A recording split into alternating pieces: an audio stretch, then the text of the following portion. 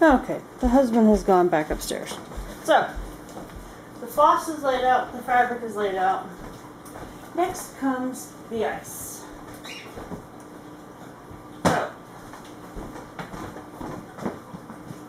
this could be a little interesting as the camera is in front of the freezer.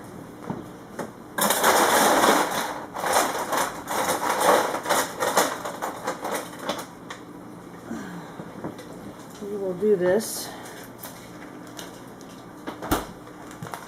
slightly slower than I normally would. I'll use a cup and I'll walk around the kitchen. Should have set the camera on the other side. Oh well. So you take your ice,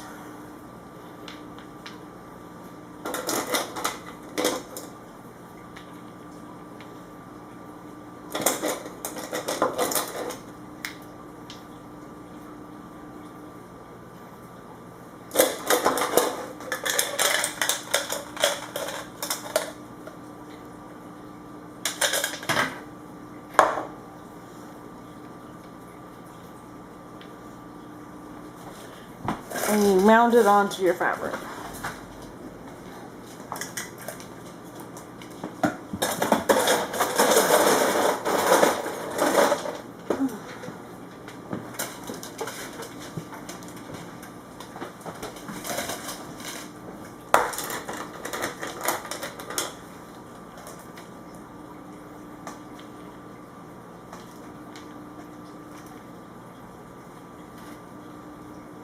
The bigger ice cubes are a little bit harder to get stuck to the fabric, but I find if you just mist it a little bit, the ice that is, it gets a little sticky.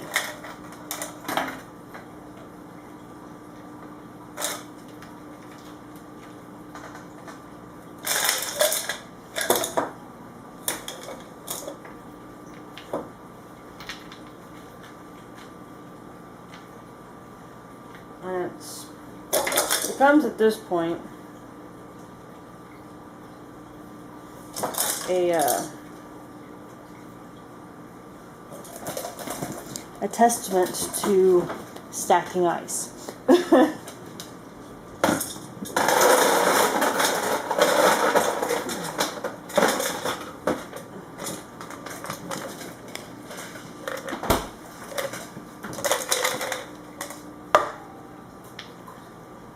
Because you definitely need lots of ice.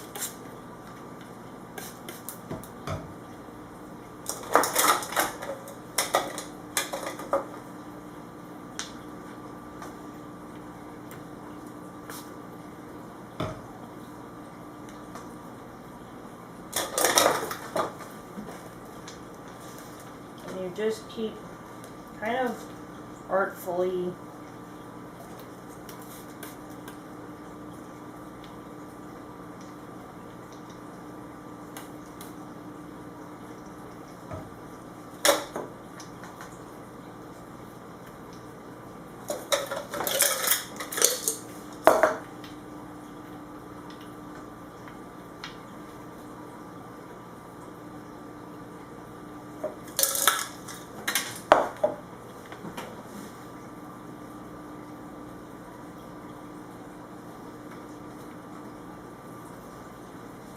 stacking the ice. Give it a little spritz to kind of help melt the ice a little bit. Makes it stick a little bit more. And now is probably a good time to dye or to don your gloves. I keep these with the dye. They're just for the dyeing. Alright. And now, you know, if you were not me, you'd have an idea of what you were wanting to do. I have no clue what I want to do, except for I know that I want to try the red and blue floss. So, that's about the only one I have an idea on, so that's the one I'm going to do first.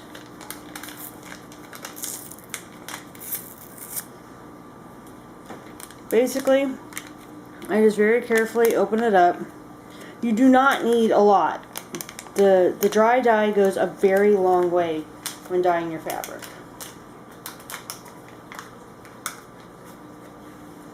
And then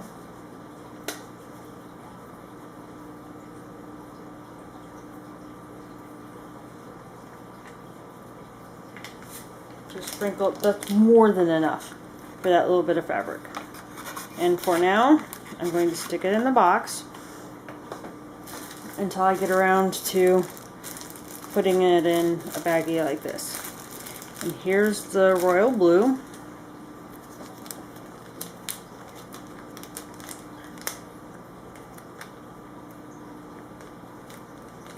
And it's a little hard to work with the gloves on, I will admit, and there are days where I just say screw it and take them off.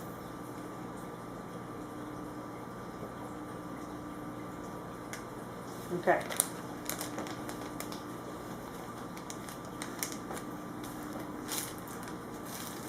Now, what to do with the other fabric?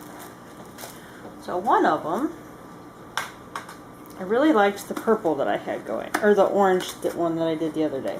So I'm going to try another orange fabric for a Halloween piece. Sorry, phone game. So we're going to take,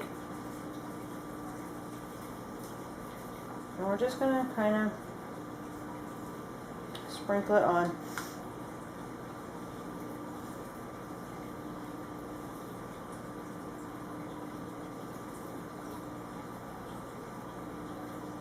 Like so.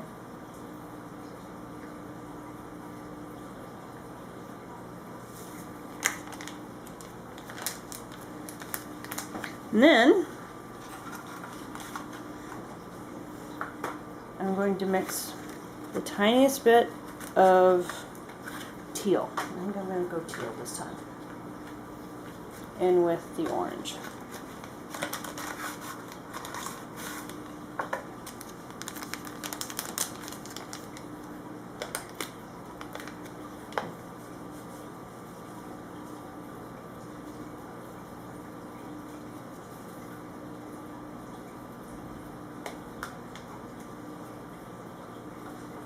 And I want to do another piece of teal fabric. I really liked the way the teal came out.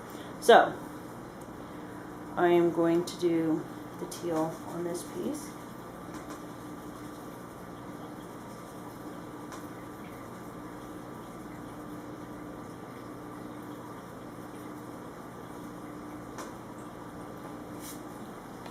And then, to go with the teal,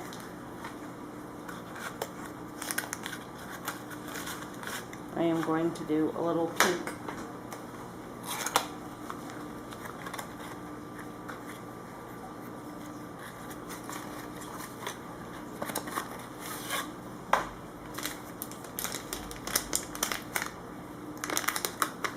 And I'm almost out of pink.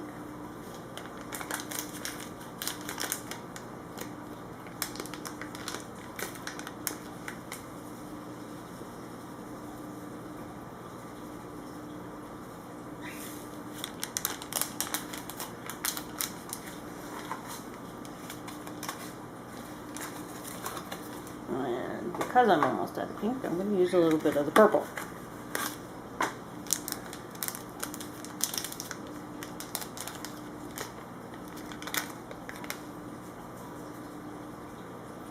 The one thing I can say about dyeing fabric, don't go into it going for a specific look.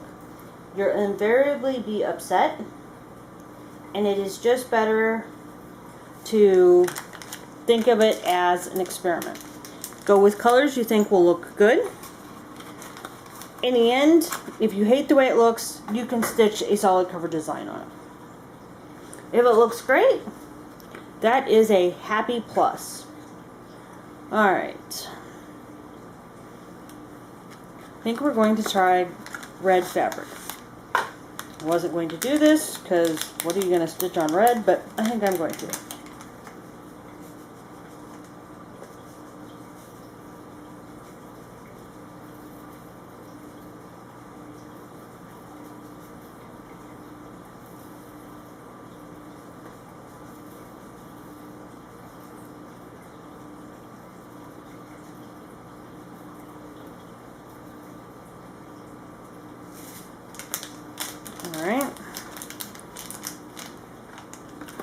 And then to go on top of the red.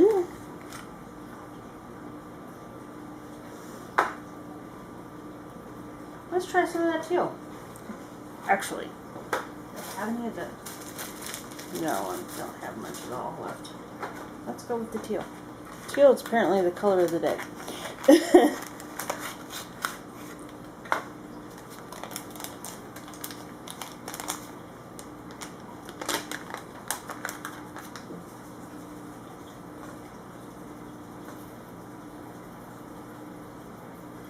And be aware that because the teal is so much lighter, it very well may get washed out by the red. So you just have to kind of play with it.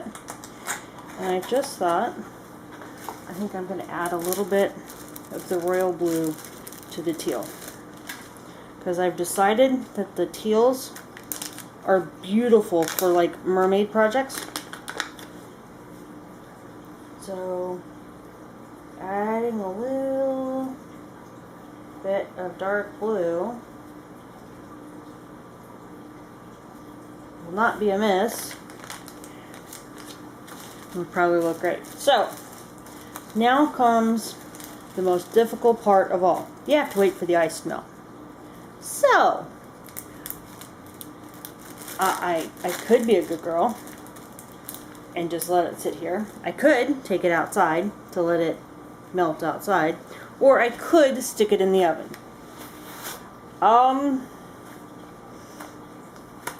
going to try and be a good girl and let it sit here, but we shall see what happens. So when the ice melts, I will be back. Okay, I forgot a couple of things. If you're not using, like, well, this table is older than I am by a lot. Well, I'm going to go with a lot. It is older than I am, I know that much. It's an old, I think, 1950s Formica table. Don't dye it on a surface because the dyes stain. This table has been being abused for many, many, many years and keeps on ticking, which is why it's in my kitchen. I love that table. Need to refinish the legs or recrumb them, but that's besides the point. It just keeps going. And I have moved the dye outside in the sun, and we're gonna leave it go. So battery's about to die. I will see you. Okay, so most of the ice is melted. Now it's time for the next step. So we're just gonna move this closer, and I am going to set you guys. Oh shit. Alright. Okay. There we go. Rubber gloves. And ooh, I need vinegar. Vinegar. Oopsie, oopsie, oopsie.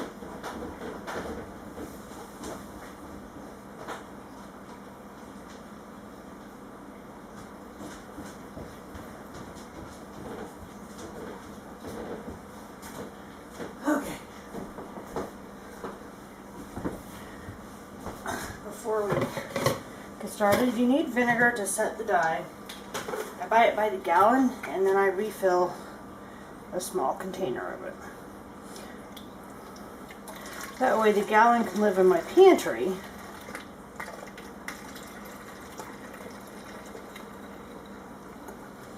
And then I have the small one upstairs. Better than me. And there's the phone again. That's alright. Alright. Rubber gloves, because my hands are already a little stained just from cleaning up. I can tell you I don't always use the rubber gloves because, well, I don't like them. Yet, I'm actually going to wash the rubber gloves so any dye that got on them before is off before you start mucking with your fabric. Now we want cool water for rinsing. Alright. We are going to start with this one first. And so, looks really good.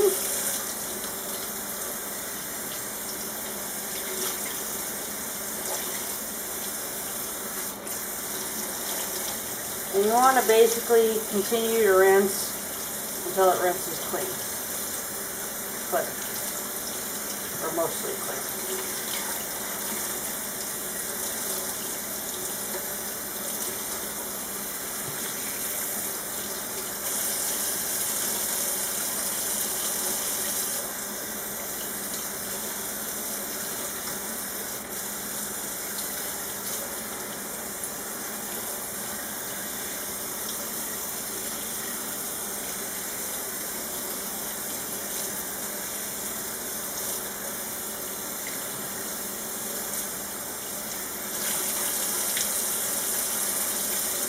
Alright, now I'm just going to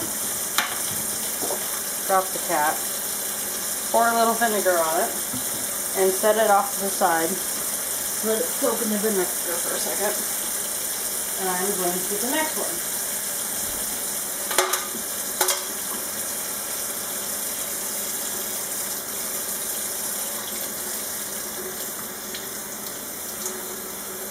And this is the orange one.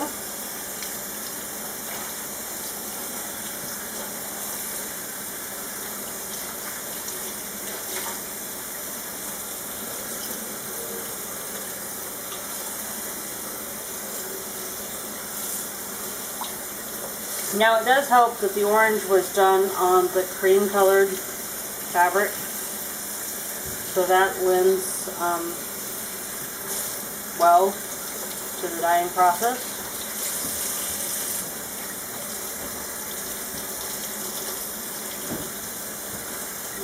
And I'm hearing the husband.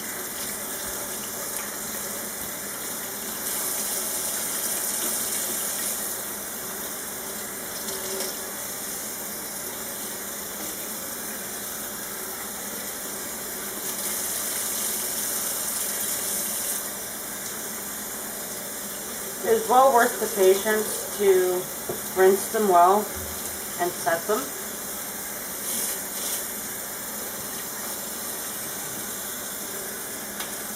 The last thing you want is your dyes bleeding onto your fabrics or your threads.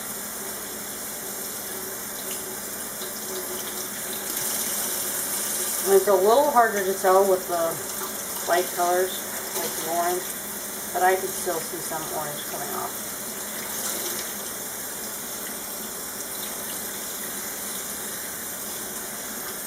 Alright. So once again, I'm just going to douse it and let it soak a little bit.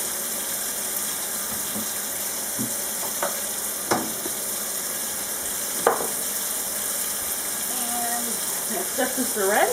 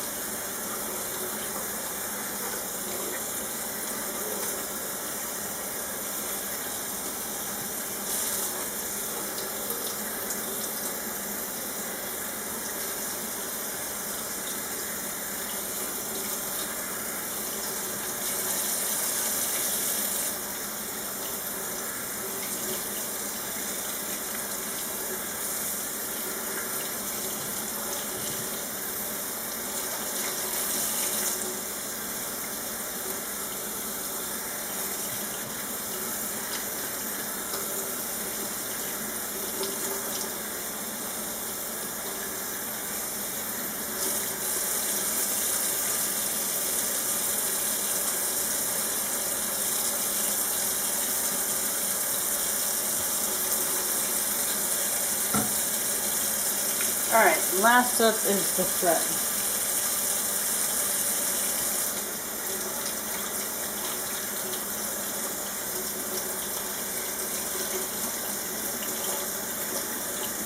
Which I am incredibly pleased with.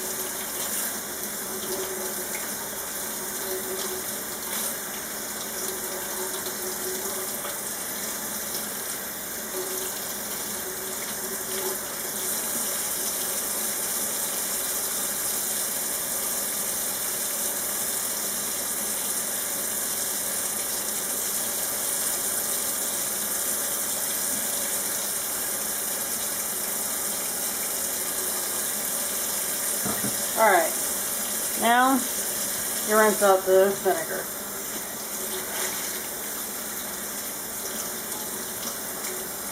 Because otherwise, everything smells like vinegar. Now, one thing I do when I store my fabrics is I store my hand dyes in Ziploc bags, typically, and I store them with a fabric softener, which will pretty much absorb, eliminate, however you want to think about it, any lingering vinegar odor.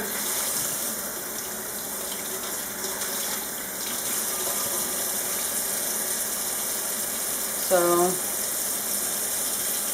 there's that one.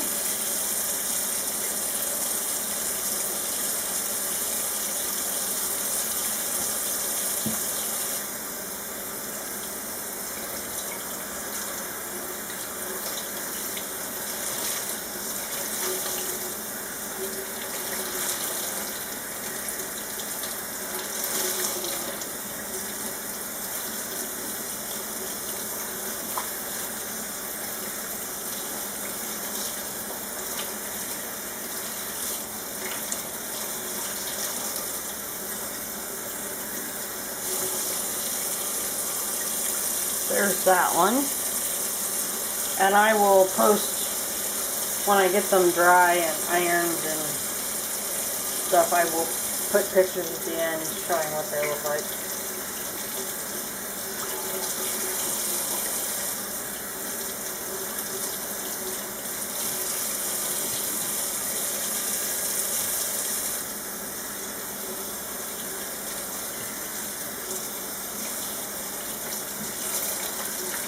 And yes, you could do this in a sink full of water and waste less water. But I find I can see when the water's really running clear if I do it this way. So, that's what I did.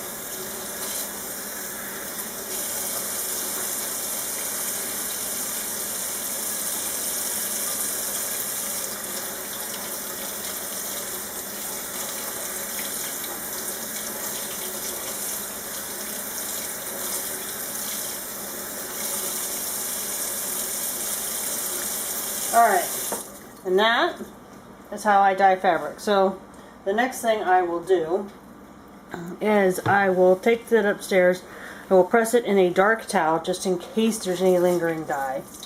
Roll it in a dark towel to get any excess moisture out, and then I iron it, which I think we all know how to do. So that is how I dye my fabric. Like I said, when I get them dry and ironed, I will post pictures of what the final product looks, or I will include pictures on, yes, I can talk, really I can. I will include pictures of what the final project looks like. So I hope that helped everybody. Thanks for watching. Hello everyone. So today I'm going to do my dyeing video. So to get started, I will show you what I'm using. I have a scrap of 22 count. So yeah, it's got some dye already on it from something else. Who knows? And then I have two pieces of 14 count. I'm not sure if I'll do both of them today or not, but I have them. Okay. And white floss for those that want to see me dyeing some floss. Then we have my coffee tin full of supplies. So rubber gloves, unless you like your hands being multicolored, and the dies. So quite a few of the dies are just stored like this because it saves room. I just put the label in here like this. These are open, and I haven't gotten around to doing that with yet, but I plan on doing that today. And then I just got a red one. So the first thing we're going to do is we're going to get the fabric wet. So I'm going to go to the sink.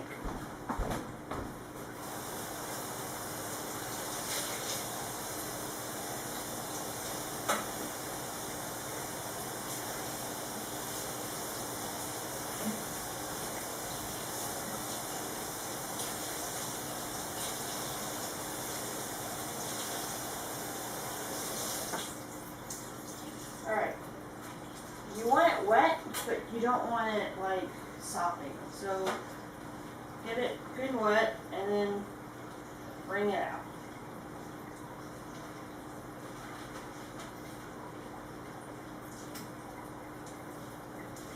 Okay, so the next thing, let me go to this side of the camera, is you need your tray. Now this, I do not cook on this tray anymore. The rack, I just clean when I'm done with it. But the tray, I don't cook with anymore. This has been a crafting tray for probably 10 years. So you take your fabric and you have to ball it up. Now, however you do it is how your design is. Because you could do it like you do tie-dye and swirl it up. What I kind of do is just kind of like that. Make it almost like a nest.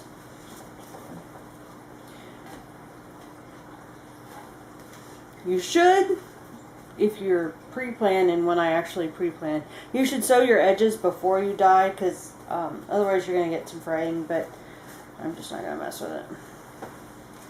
The 14 count is a little stiffer than the 22 count. It's a little bit more picky.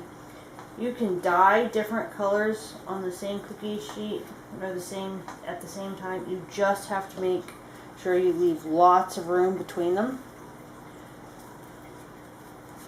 because otherwise you're going to get spillover.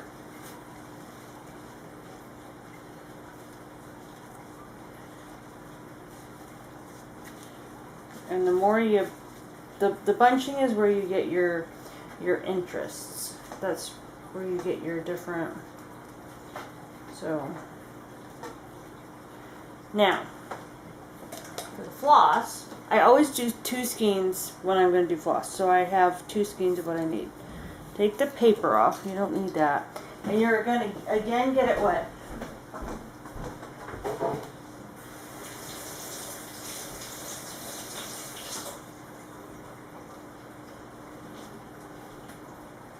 And again, wring it out.